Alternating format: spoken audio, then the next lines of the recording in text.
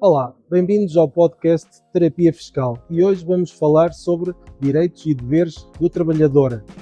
O que fazer na assinatura de um contrato de trabalho e para isso vou ter comigo a Inês Teixeira, jurista, que nos vai ajudar a esclarecer todas estas dúvidas. Bem-vinda, Inês, ao podcast Terapia Fiscal. Obrigada, Mário.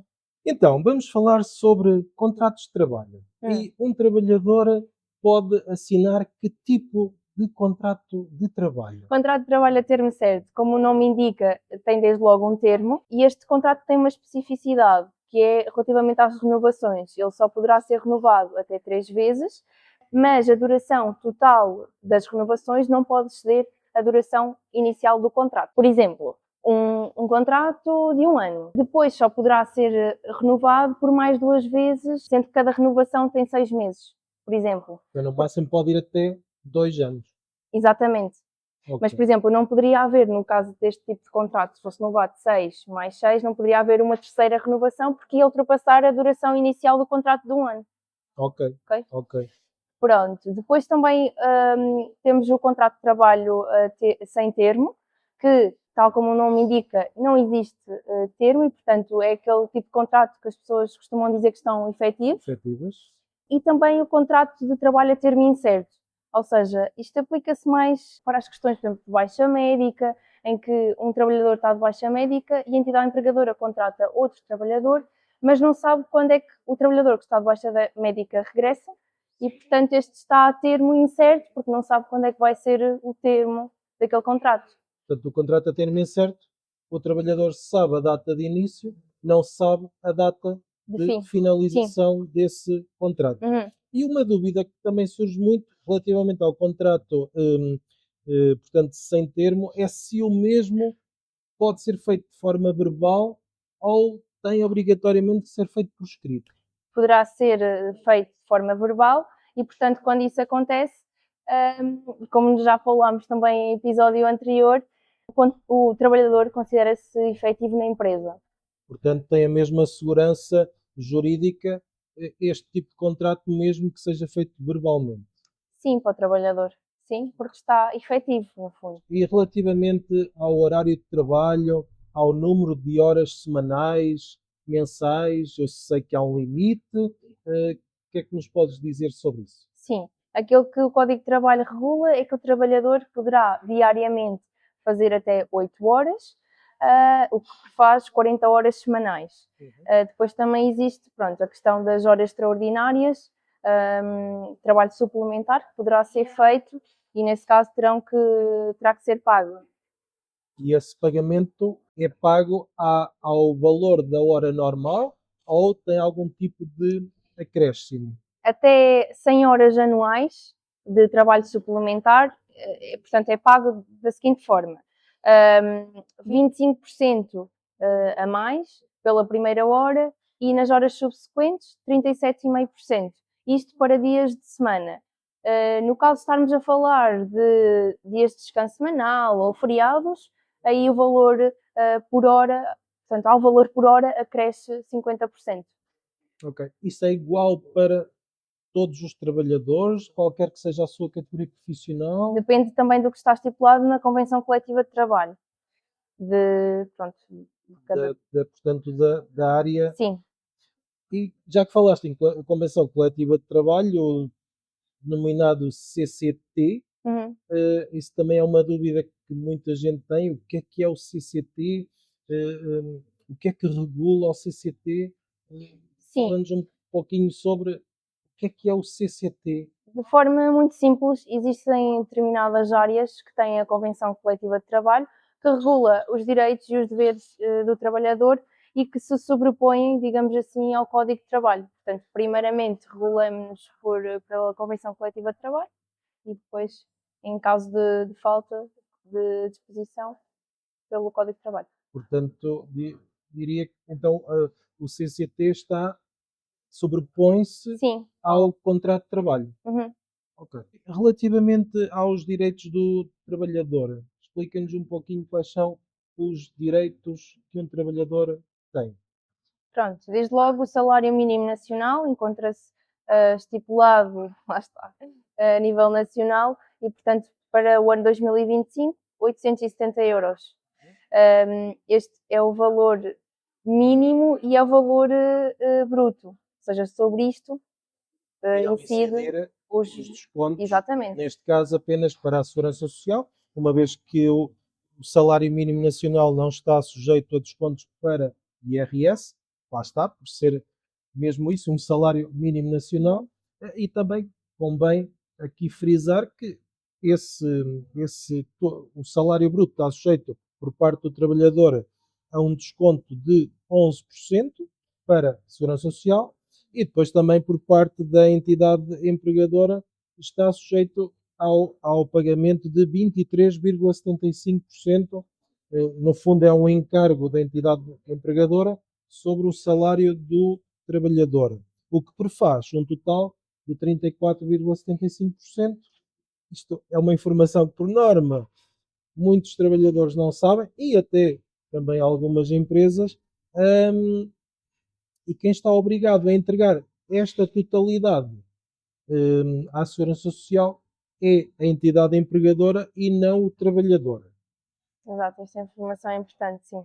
E relativamente a férias, uma dúvida que também surge muito é quantos dias é que eu tenho direito a férias no ano de admissão? Qual é o máximo de dias de férias que eu posso usar? Ok. Antes de irmos à questão do ano de admissão, portanto, para um contrato de trabalho dito normal, portanto, que não é o primeiro ano de admissão, o trabalhador adquire 2 dias de férias por cada mês de trabalho, que faz os 22 dias de férias que penso que toda a gente já sabe. E destes 22 dias de férias, é necessário que 10 dias sejam gozados de forma consecutiva. Os restantes poderão ser de forma interpolada. Mas esta informação às vezes... Sim, 22 dias úteis. Sim. Portanto, de férias. E no ano de admissão? É um pouquinho diferente. Sim, no ano de admissão o trabalhador também adquire 2 dias por cada mês de trabalho. No entanto, poderá gozar até 20 dias de férias. Portanto, chegando ali aos 20 dias. E uma dúvida que me puseram recentemente foi uma pessoa que foi admitida no dia 2 de janeiro. 2 de janeiro de 2025. Portanto, em 2025, quantos dias de férias é que ela efetivamente pode gozar? É 2 dias por cada mês.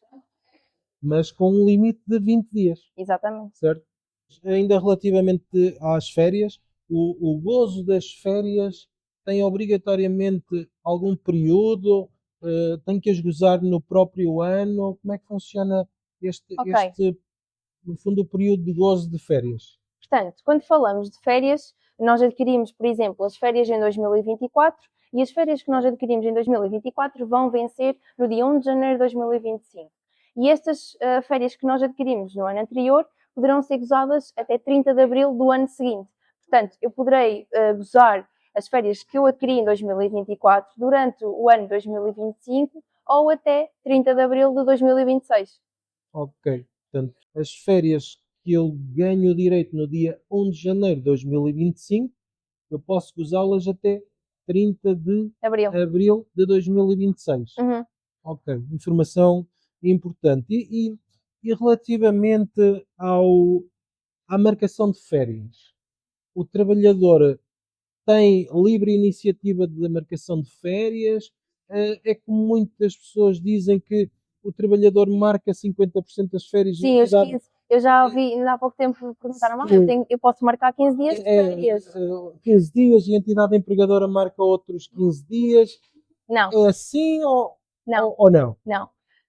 Portanto, tem que existir um acordo entre a entidade empregadora e o trabalhador e caso não exista um acordo de marcação de férias, é a entidade empregadora que escolhe. Ok, portanto, a entidade empregadora, no fundo, tem bote na matéria.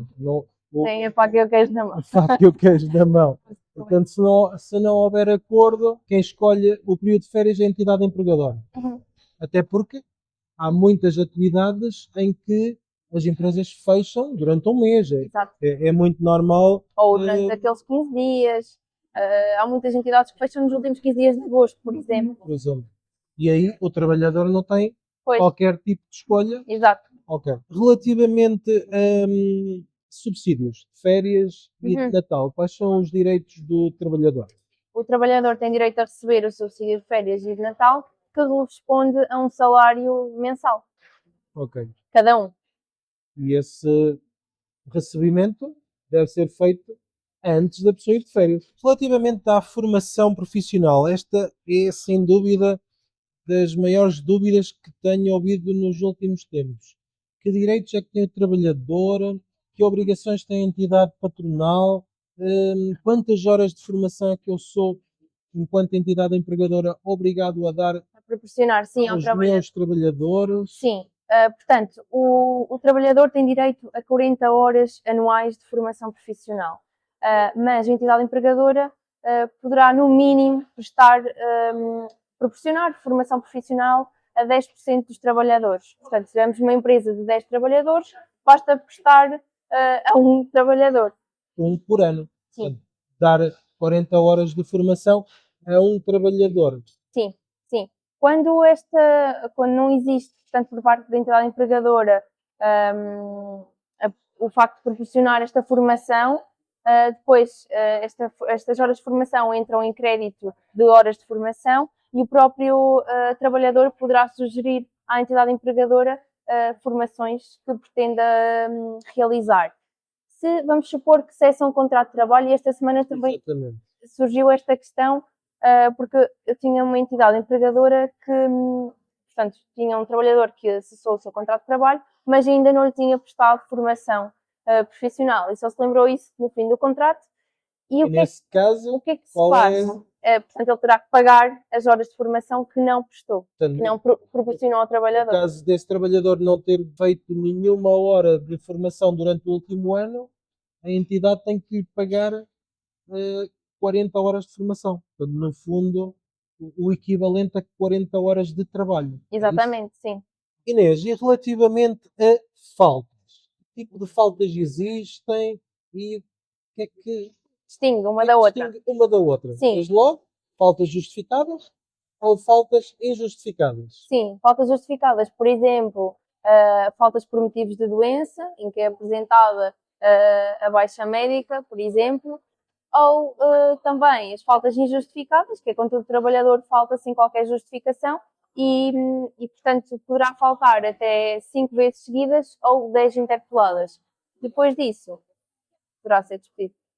Ou seja, as faltas injustificadas podem levar ao despedimento por justa causa. Exatamente, sim. E quanto aqui às faltas justificadas, também surge muitas vezes a questão de, no caso de falecimento, portanto, no caso de falecimento, por exemplo, de cônjuge, tem direito a 20 dias de falta justificada. Depois, por exemplo, no caso de avós, 2 dias. No caso de irmãos, também tem 2 dias. Por exemplo, para pais, mães, sogros, são 5 dias. Depois também a licença de casamento. Isso também surge... Boa questão. Quantos dias é que eu tenho de licença de casamento? Licença, no fundo não são férias, mas... Sim, são 15 dias. 15 dias seguidos. Seguidos. Ok. Então e se eu me casar 2 vezes no mesmo ano? É possível? Eu já conheci um caso assim. É possível ter na mesma licença de casamento. Portanto, 15 dias... 2 vezes. Exatamente. 15 dias seguidos, que faz os 11 dias úteis. Atenção. Sim, 15 dias seguidos. Sim. Mas se eu me casar 2 vezes, tem direito. Ano, tenho direito a essas 2 licenças de casamento. Exato. Portanto, nada melhor do que casar 2 vezes no mesmo ano. Inês, o que fazer se o empregador não pagar o salário? Poderá contactar a ACT, portanto, a Autoridade para as Condições de Trabalho. Vai. Inês, o que é que acontece se eu for despedido sem justa causa? Portanto, nesse caso, temos perante um despedimento ilícito e o trabalhador poderá ser indenizado e também ser reintegrado na empresa. No entanto, há casos que, devido à relação que já existe entre a entidade empregadora e o trabalhador, que, portanto, o próprio trabalhador não pretende reintegrar... Ou seja, onde não é possível essa reintegração. Exatamente. E, portanto, nesses casos, o trabalhador também poderá requerer uma indenização em substituição dessa reintegração no local de trabalho. Mas mesmo assim, nesse caso, uma vez que o trabalhador foi despedido, à partida terá direito também ao respectivo subsídio de desemprego. Posso sair da empresa antes do fim do contrato de trabalho? Sim, claro que sim. O trabalhador não fica vinculado para sempre. Ou seja, o trabalhador pode sair quando quiser. Exatamente. Desde que cumpra o prazo de aviso prévio, senão será penalizado. Portanto, tem que avisar a entidade empregadora que pretende... Mas mesmo assim, pode não avisar. Pode sair de um dia para o outro. Pode, mas depois será penalizado. A remuneração desse período de aviso prévio que tinha que cumprir. Exatamente, sim. No primeiro ano de trabalho, tenho direito na mesma a subsídio de férias e subsídio de Natal? Sim, correspondente aos meses de trabalho. Inês, e relativamente ao subsídio de alimentação, o que é que o trabalhador tem direito? O trabalhador poderá receber o subsídio de alimentação de duas formas, ou em dinheiro ou em espécie. Em espécie é quando, por exemplo, a entidade empregadora paga os almoços do trabalhador num restaurante, por exemplo, ou a empresa tem cantina. Portanto, nesses casos, sim. Estes foram alguns conselhos e dicas sobre aquilo que fazer quando se está perante a assinatura de um contrato de trabalho, os direitos e os deveres do trabalhador, mas, em caso de dúvidas, nada melhor do que contactar um profissional da área do direito, no caso da Inês, que é jurista, que irá esclarecer todas as suas dúvidas sobre os seus direitos e os seus deveres quando está a assinar um contrato de trabalho. Bom,